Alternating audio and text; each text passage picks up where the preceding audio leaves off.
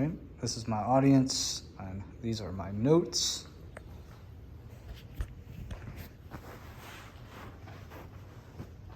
So my topic will be on CTE in sports. So it's like it kind of feels like if your brain and body felt like mush.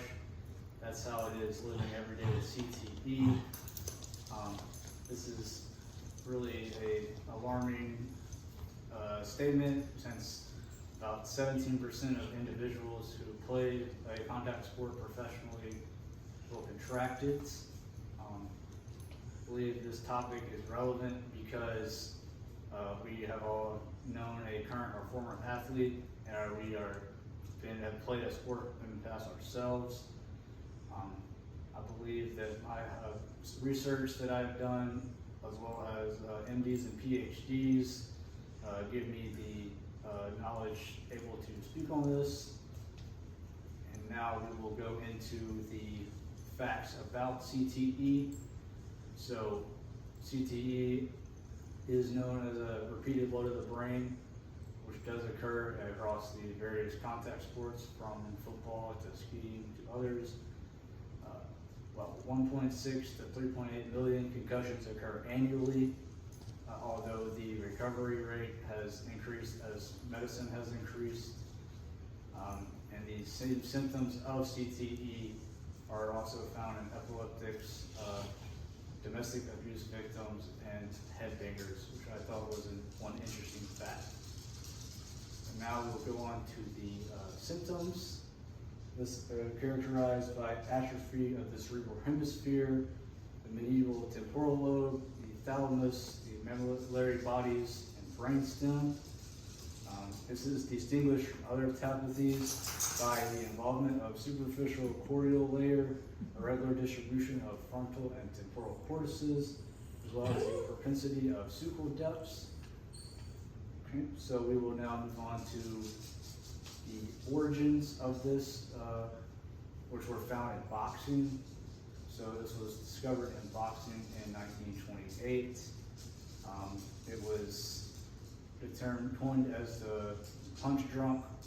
It was coined as dementia pugilista by Millspaugh, as well as iteration of pugilist by Corville.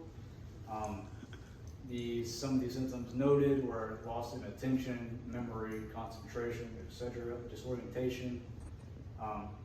Severe symptoms include slowing of muscular movement, staggered gait, masked faces, impeded speech.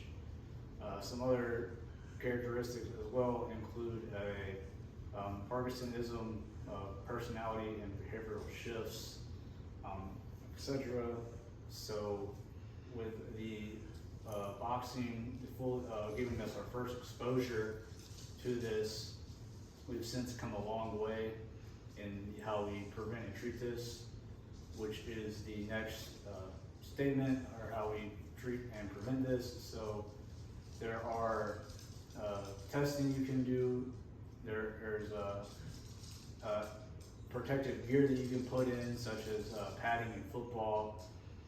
While that doesn't fully stop CTE, it helps to decrease it or make it less likely to occur.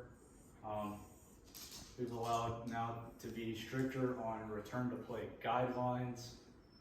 So if a team doctor is saying that an athlete cannot play, the athlete is begging to play, they will be in favor of the team doctor, and that timeline is roughly 4 to 6 weeks, because there's a big chance of a second concussion after a first concussion, and that one can occur much more rapidly than the first one did.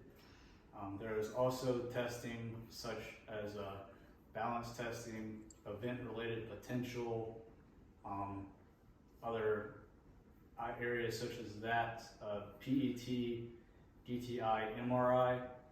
So all of those, as we've advanced in medicine, have advanced to make recovery rate quicker. So to conclude, this is a disease that is very gut-wrenching, but as medicine improves, we are able to hopefully make strides to either fully eliminate it or make the effects minimal. I would say boxing is the sport to thank for this, as it was our first exposure to it. So boxing has forever changed how we view this disease, and the prevention and treatment methods are paramount in this, as they have really helped us with fully understanding and knowing everything about this disease more and more. And to wrap it up, it is very important to fund CTE research to not only save lives now, but save lives in the future.